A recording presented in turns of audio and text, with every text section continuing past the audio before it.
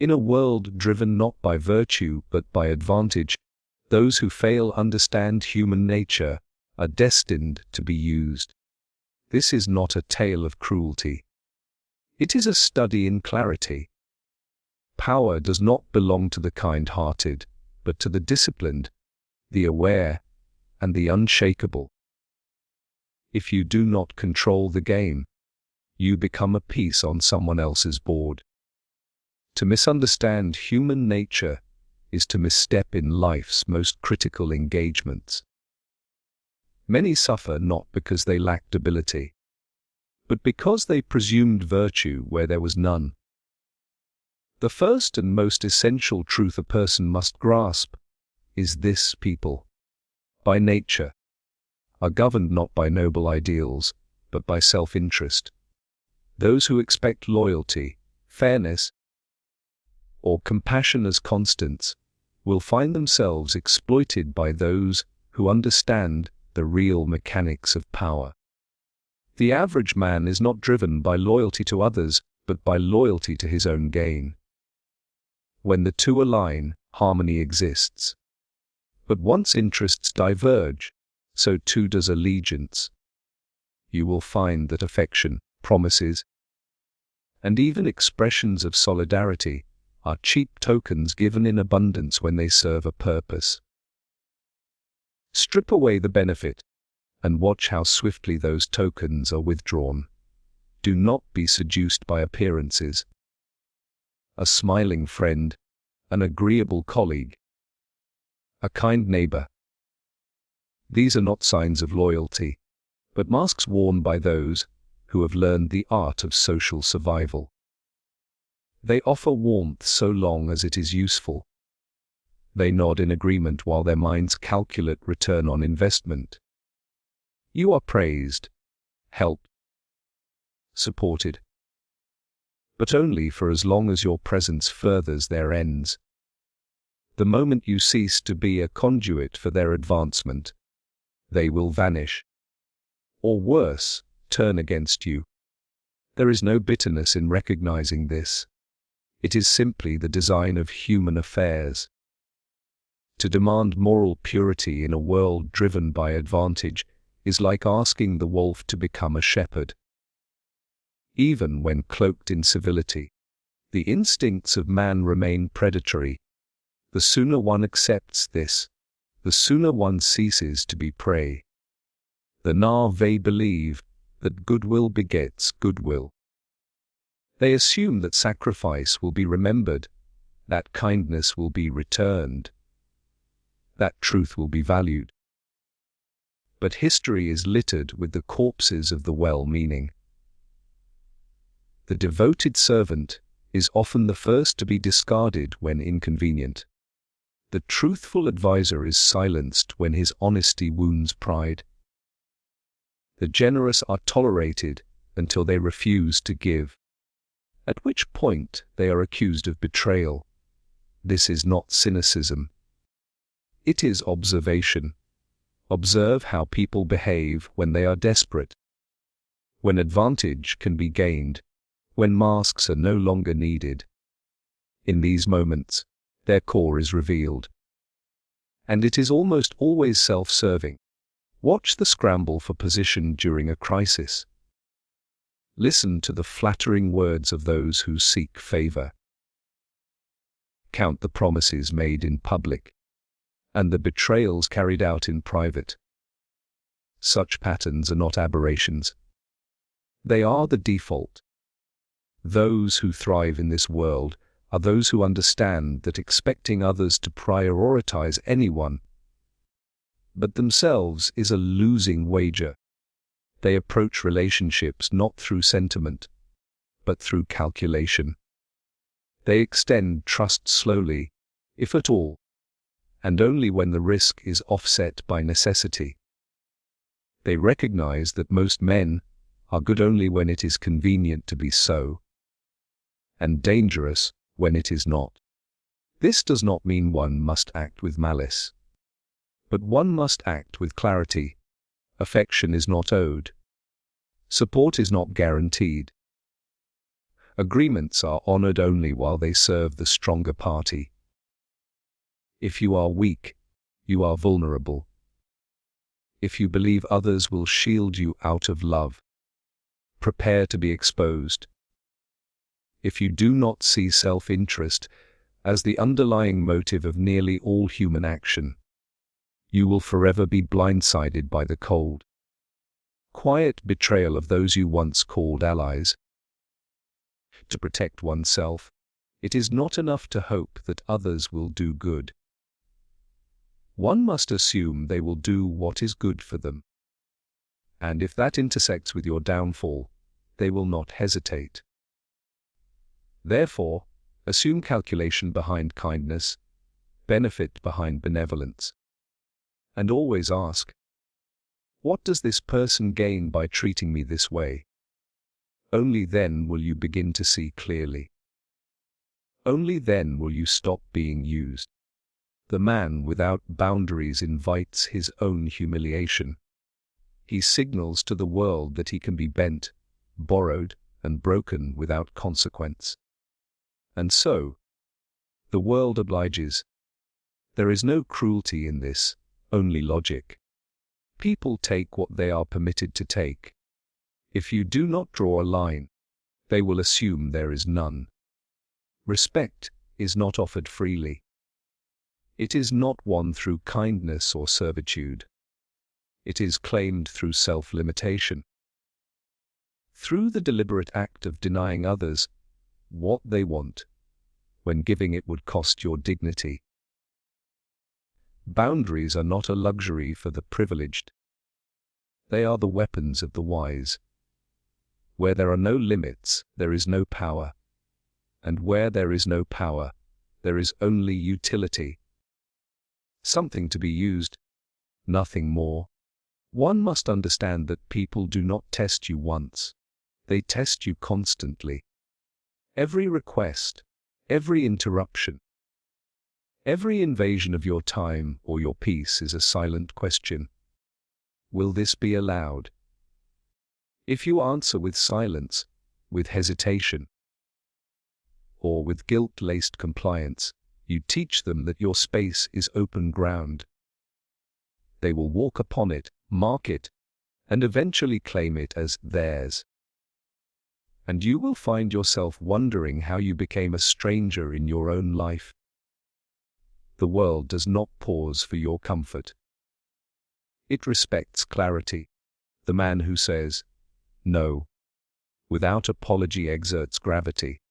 He becomes immovable, not because he resists everything, but because he chooses deliberately. His time cannot be stolen. His energy cannot be siphoned. He gives only when it serves his purpose, and never from a place of fear or obligation. This is the architecture of power. Some imagine that setting boundaries will make them disliked. They are correct. But they are asking the wrong question. The pursuit of likability is the pursuit of slavery.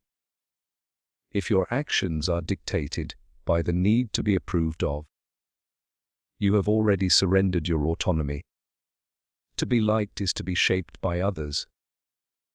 To be respected is to shape the terms of every interaction. The former is fluid, changing with every person you meet. The latter is fixed, forged in the fire of your own convictions. A man who is useful but boundaryless will be everyone's favorite, until he refuses. And when he does, he will find himself not appreciated, but attacked. Not remembered for all the times he said yes, but resented for the one time he said no.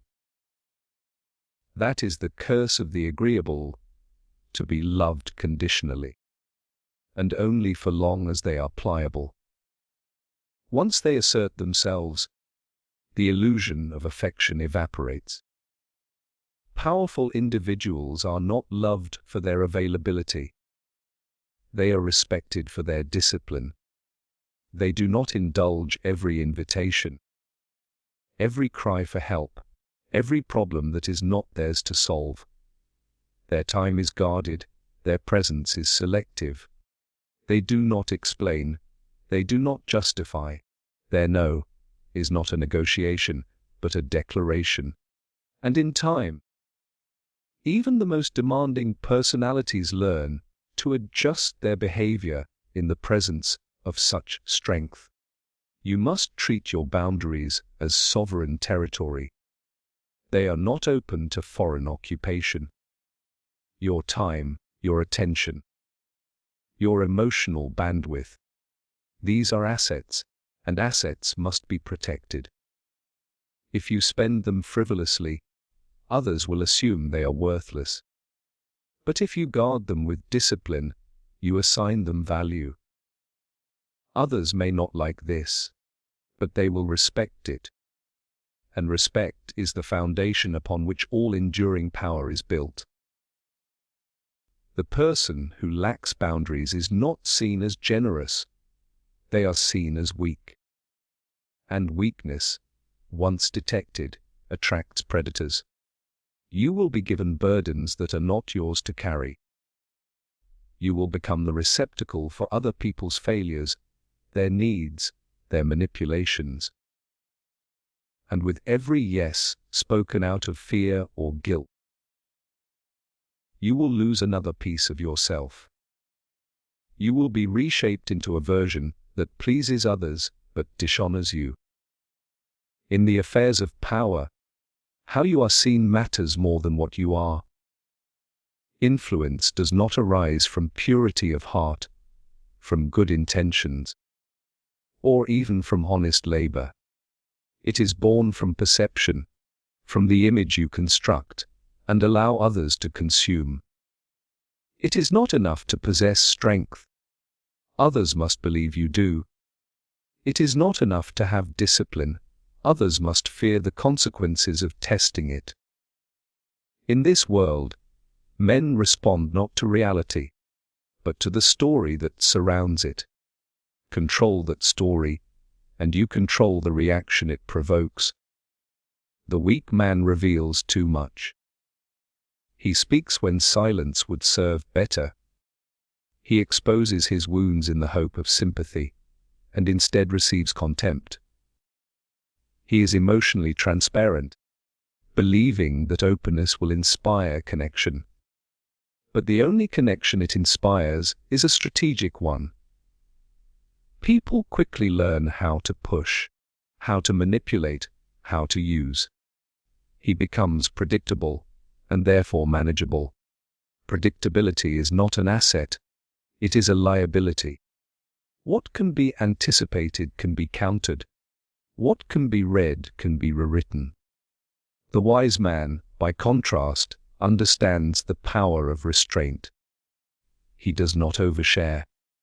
He does not explain himself. He does not beg for understanding.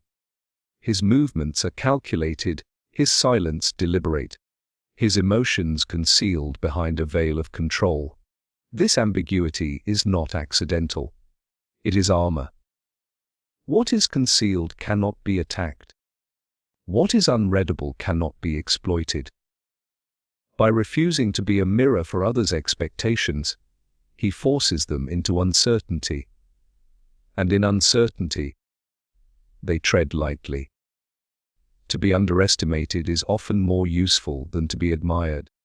The man who walks modestly but hides capability beneath his calm is the one who strikes without warning.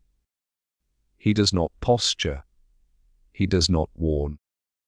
He allows others to believe what they wish, while quietly preparing to move. In contrast, the man who seeks constant validation, who craves praise, who cannot endure being misunderstood.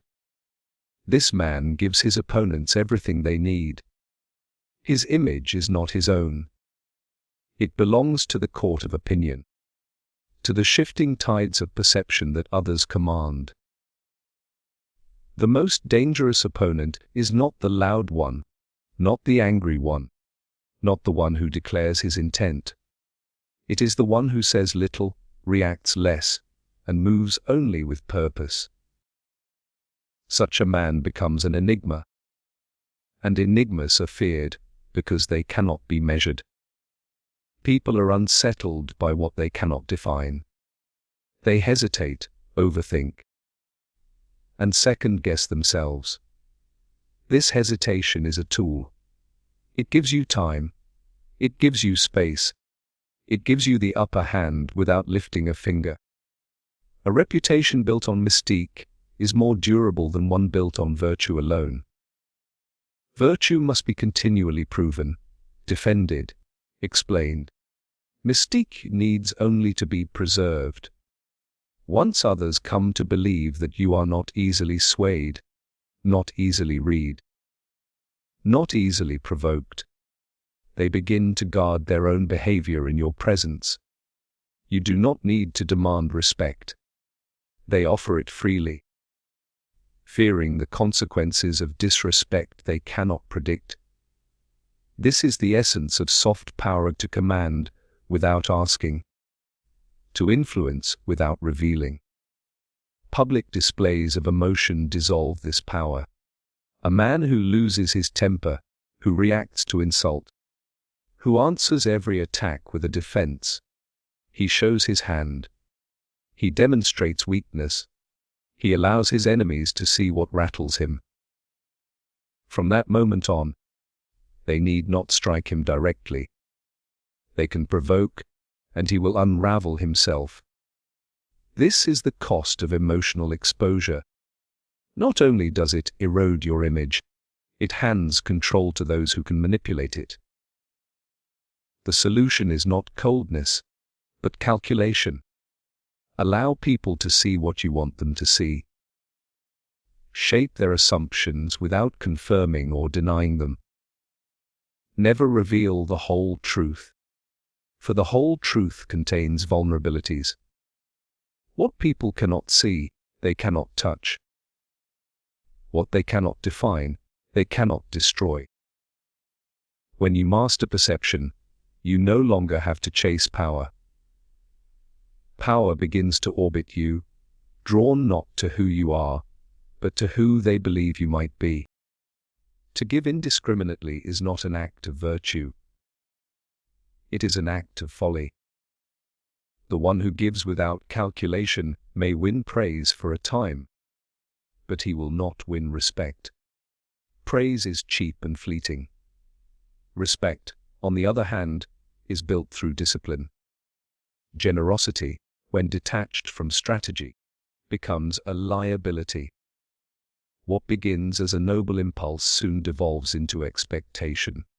And once people begin to expect your gifts, your time, your effort, they no longer admire your kindness. They demand it. The common man believes generosity will make him beloved.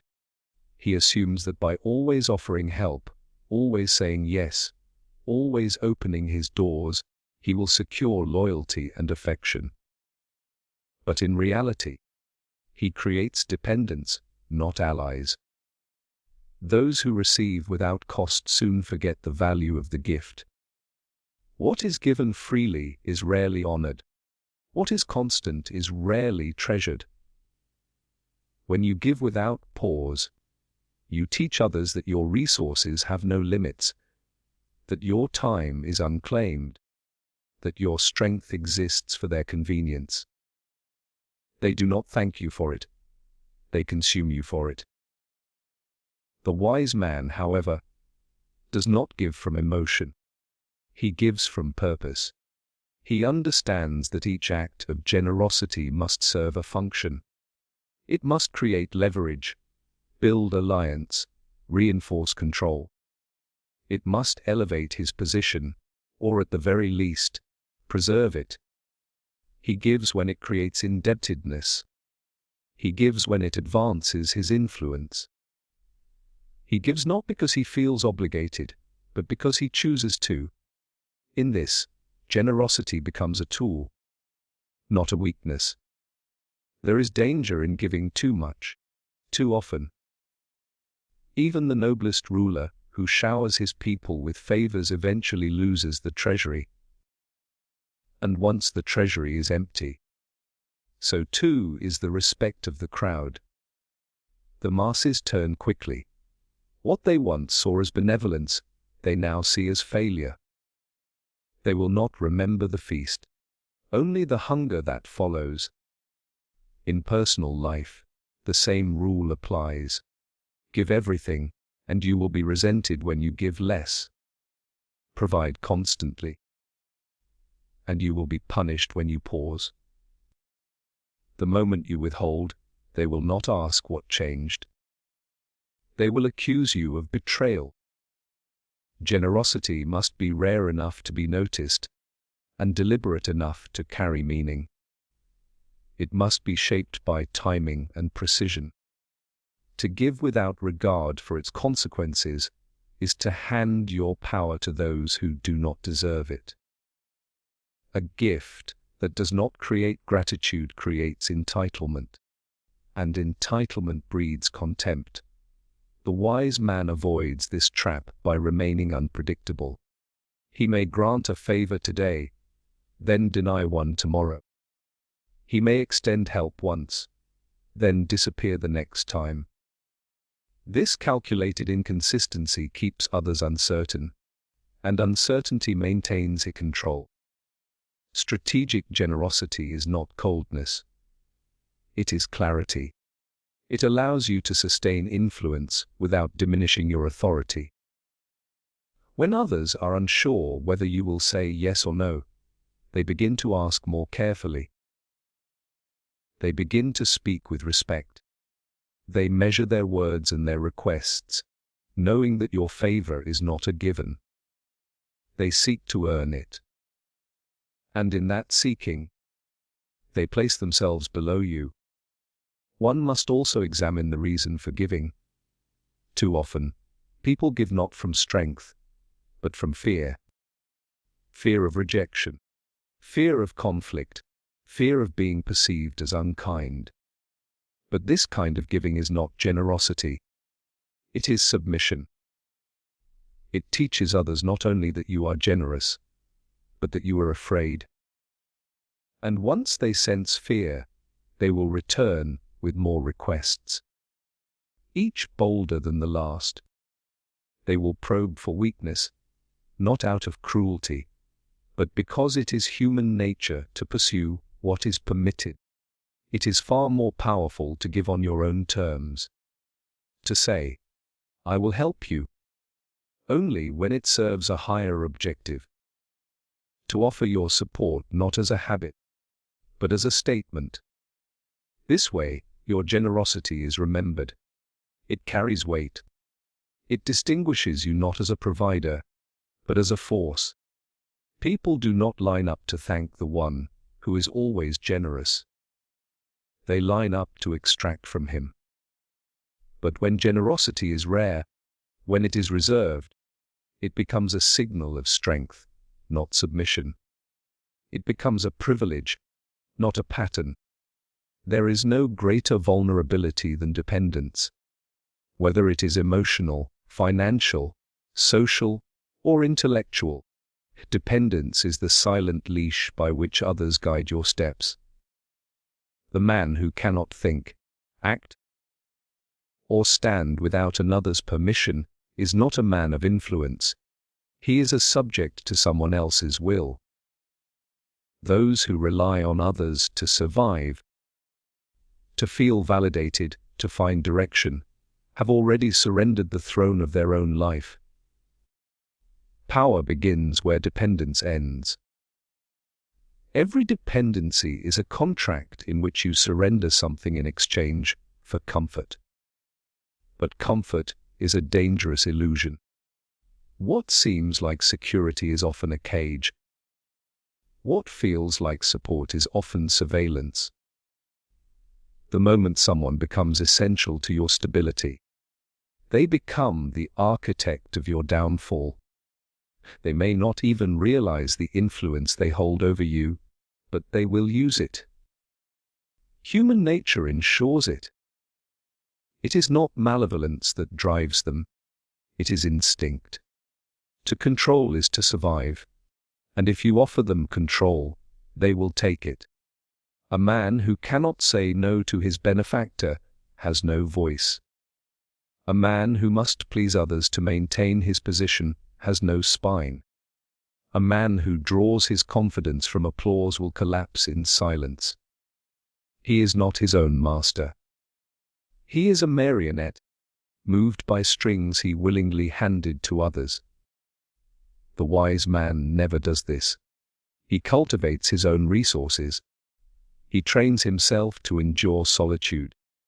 He builds his reputation, his finances, his mind, and his emotional fortitude in such a way that no single person holds the key to his peace. He owes nothing, and because of that, he fears no one. Even in the realm of power, there is danger in visibility. If people see your every move, hear your every plan, understand your every motive, they gain the power to anticipate and disarm you. Restraint is not silence, it is strategy. The man who speaks little, who reveals only fragments, who acts without announcement. This man becomes unreadable. And what is unreadable cannot be manipulated. In the marketplace of control, mystery is currency. The more you conceal, the more you dictate the terms of engagement. The more you withhold, the more others must guess. And guesses lead to mistakes. There is strength in withholding not only words but emotions. The man who reacts loudly to insult, who shows hurt when betrayed, who demands justice with desperation, exposes himself.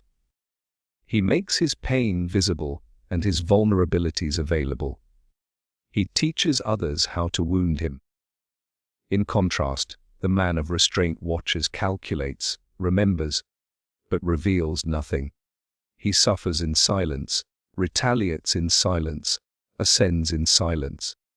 His face betrays no disturbance. His enemies wonder if he even noticed. And in that uncertainty, he gains command. Independence is not merely a matter of avoiding debt or avoiding reliance on others. It is the cultivation of an inner fortress. The ability to walk away. The ability to remain unshaken in the face of rejection. The ability to retreat without humiliation, to lose without begging, to delay without explanation. When a man no longer needs affirmation, support, or validation from outside himself, he becomes untouchable. He is not controlled by gossip, not threatened by exclusion, not manipulated by promises. He knows what he wants. He knows what he will accept, and he knows what he will never tolerate. This is why the truly powerful do not rush to prove themselves. They allow others to underestimate them. They allow the crowd to chatter, the enemies to mock, the allies to question. They remain still, because they know that influence is not gained through reaction, but through patience. He who acts from impulse reveals his weakness. He who acts from strategy reveals nothing and gains everything. In this posture of independence and restraint, others must adjust themselves. They must guess how much he knows. They must fear what he might do. And in that fear, they offer him respect he did not ask for, but they felt compelled to give. The world does not reward purity, nor does it protect the innocent. It moves in accordance with force, strategy, and perception. Those who fail to recognize this live at the mercy of others. Used, discarded, forgotten. But those who understand the true nature of people, who set immovable boundaries, who master the art of controlled generosity, who shape how they are seen, and who walk with independence and restraint. These are the ones who are never played, never overtaken, never broken. They do not announce their worth. They assert it. They do not demand respect. They command it. And in doing so, they do not merely survive. They dominate.